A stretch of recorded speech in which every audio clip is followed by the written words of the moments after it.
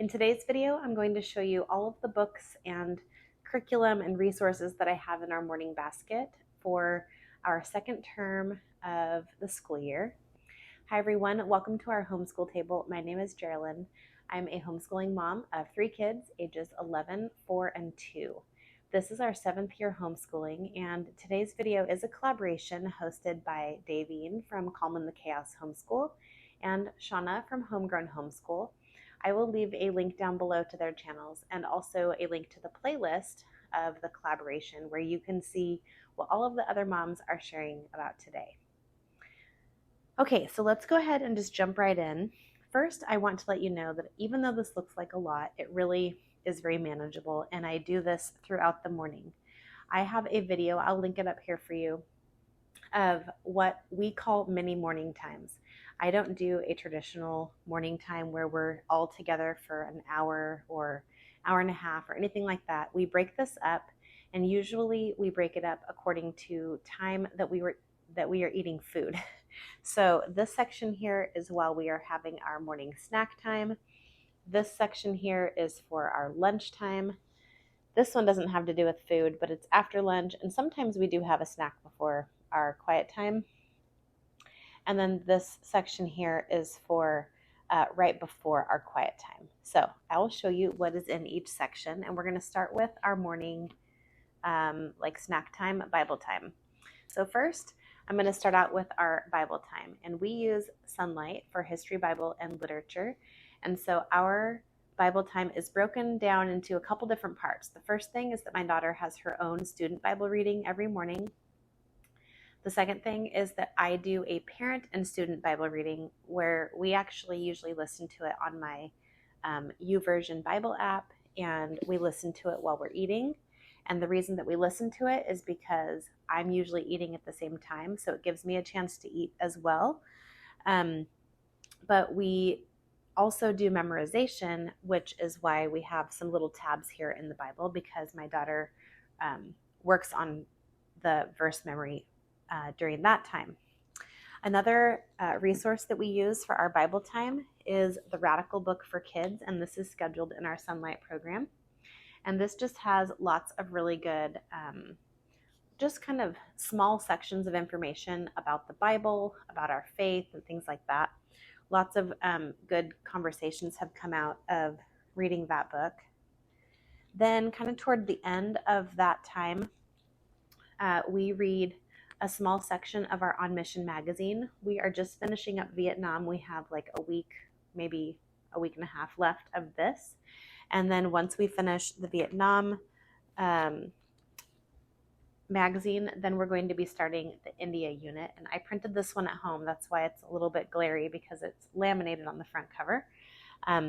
But that is a really great resource if you're looking to add a little bit of geography mixed with cultural studies and music and things like that. These are really, really great magazines, and I will link my video to that up above for you as well if you're interested. I also have a affiliate link down below in the description box for the Gentle and Classical Press if you're interested in checking out the On Mission magazines, but then also I use the Gentle and Classical Preschool from them as well. With the Gentle and Classical Preschool, we are just working slowly through this, and we are doing a week's worth of lessons over 2 weeks. And some of them have taken us a little bit longer than others, and we've had break weeks and stuff. So we are going to be starting Unit 8 this coming week, which is If You Give a Mouse a Cookie. And so it just has a little list here of all of the different activities. And so we are going to be continuing on with our study of Peter and the Wolf. And these are the little storyboards that go along with that, along with these little character cards and instrument cards. So the kids can play with these little cards as we listen to the music. And we found a video that we really liked that has kind of a visual of the person playing the instrument along with the animal that they're playing, and they're kind of dancing around on the page. on the video. So that's really fun. They like to do that during our gentle and classical time. We do the memory statements most days, usually Tuesday through Friday, because Mondays we don't really have a regular morning time since we do science and coffee with friends. But then some of the resources that go along with the gentle and classical preschool are this book, The Big Truths for Little Kids, and this has the catechism story that goes along with that. We are on our 4th catechism question right now. And then once during the unit or twice, we read The Llama Who Had No Pajama. This has some poems, and they tell you which page to read and things like that. But sometimes we read a few other ones as well, because we won't do every single poem in this book by the end of the preschool unit. And then the last book that we use is Big Thoughts for Little People, ABCs to Help You Grow. And we do this once per week or unit, and these are based on the letter of the alphabet. So L is for lying, G is for God, and this just has a nice little just story and some questions and then a Bible verse to go along with it. And the kids really like this. They like to kind of find different things that are happening in the pictures, and they seem to engage with this book really well. And we actually did it for our family devotions at nighttime so that we could kind of move through it a little bit faster. And then now we're doing one page at a time with our gentle and classical preschool. So that just takes a couple of minutes each day, because like I said, we don't use these resources every single day. And it kind of gives you an idea in the schedule of a few different things that you can do each day, but you don't have to do all of it. You can just kind of pick and choose. Okay, so next, let's go ahead and talk about what we do at lunchtime. So that is these 3 books right here. So on Tuesdays and Thursdays, I read the Burgess Bird book, and we also have the birds along here. I actually have to take these down because we are going to start a new section. And so I need to make some room for some new bird cards. These bird cards are from Sherry over at Our Life Homeschooling, and she sent them to me to use. So thank you, Sherry. And we really, really like them. In fact, my kids even have been telling their grandma about some of the different birds, especially the ones that have funny names. So they really like that. So like I said, just one chapter, 2 different days a week. On Wednesday during lunch, I read Developing Good Health. This book is from Abeka, and it's a 4th grade level, but we just do a couple of sections per time that we come to the table on Wednesday. So usually just 2 of these sections. So it doesn't take us very long, maybe just 5 minutes or so. But every once in a while there are some checkup questions, and every once in a while there's some sort of a diagram for my daughter to fill in. So I'll make a photocopy of the page and let her fill that in, and she enjoys that. And then on Fridays, we have incorporated Ambleside Online Poetry Anthology Volume 5, and we're currently working on the poetry of John Greenleaf Whittier. And this was something that we used last year, but we didn't finish it. So I decided to incorporate it on Fridays, even though it wasn't on our original plan. So this brings us up to the after lunchtime activities, and that is when we do our history. So in the Sunlight program, it's broken down into history and geography, and then read alouds and readers. So this is the history book that we are using. We so far have learned about China, North and South Korea, and Japan. And then next, we are moving into Russia. And so this book has a lot of really good information. And then she also works in her Eastern Hemisphere notebook to kind of take notes and remember different things that we've been reading. We also use this book, Praying Through the 100 Gateway Cities of the 1040 Window. So usually this is scheduled 2 or 3 days of the week, sometimes even just once. And it gives you a city in here to read about. So each one of these pages is a different city. So it just gives you a little bit of information about that city, how to pronounce the name of it, which is helpful, and just a little bit about the significance of that city.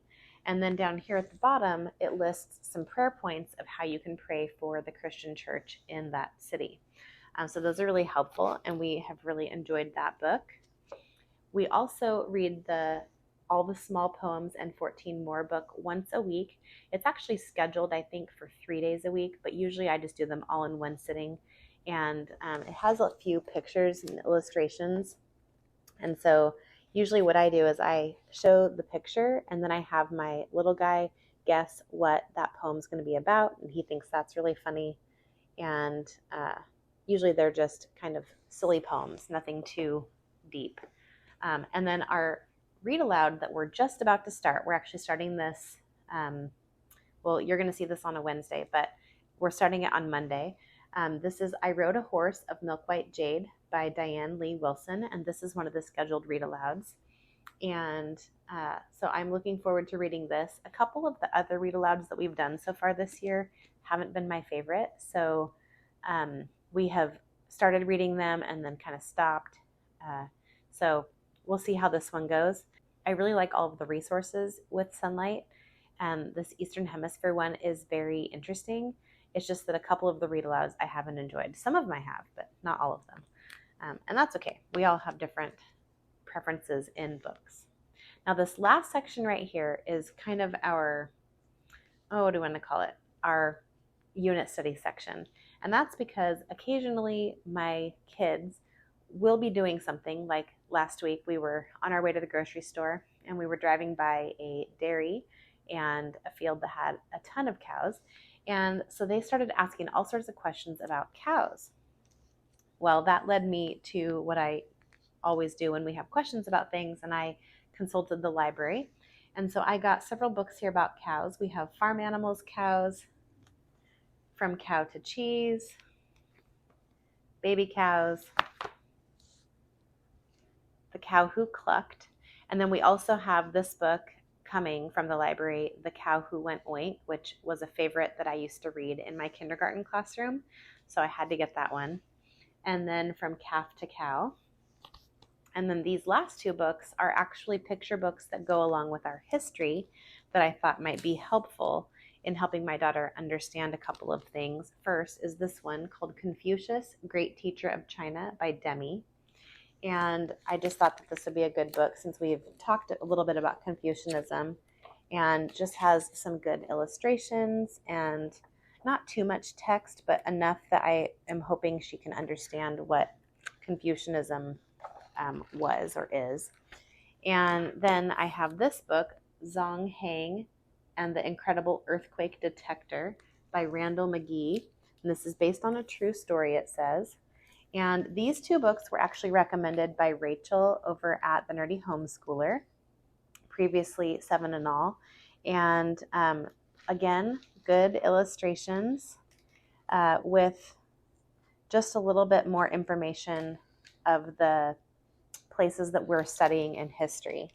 And these were actually recommendations on her ancient history list, her book list, from her ancient history curriculum. And I've been trying to figure out how I can incorporate her ancient history curriculum into what we're going to be doing next year. But when I saw these two on the book list, I thought they would actually really go well with a couple of the countries that we're studying this year. So I picked those up. I think that about wraps it up. This is a very kind of general overview of what our week would look like. And so like I said, we're not reading every single one of these every day by any means. We're just doing little bits here and there. And by the end of the week, we will kind of read a variety of different things. So let me know down below, how do you do morning basket in your house? Do you do it during meal times? Do you sit in the living room? Do you sit at your table? Do you go outside? We like to go outside a lot when it's nice out in the spring and summer, and now it's getting a little bit too chilly here and rainy, but we like to kind of change it up from time to time. If you're still here, don't forget to leave today's emoji. We're going to do a book emoji today, and if you don't have anything else that you want to mention, but I would love to hear what you guys do for your morning time, or what books you've really been enjoying. I am going to be figuring out some read alouds to do for next school year, and I'm kind of looking for not things that go with my history program, but just good, fun books that people have enjoyed that they recommend. So if you have any recommendations on good read alouds for my older daughter, who next year will be 12, and then I will also have a 5-year-old and a 3-year-old at that point, I would really love your recommendations because good books are always something that I'm looking for. Thank you so much to Davene from Calm in the Chaos Homeschool and Shawna from Homegrown Homeschool for hosting today's collaboration. Don't forget to click that collaboration playlist down below to see what everybody else is doing in their morning times. Thank you so much for hanging out with me today at our homeschool table, and we'll see you next time.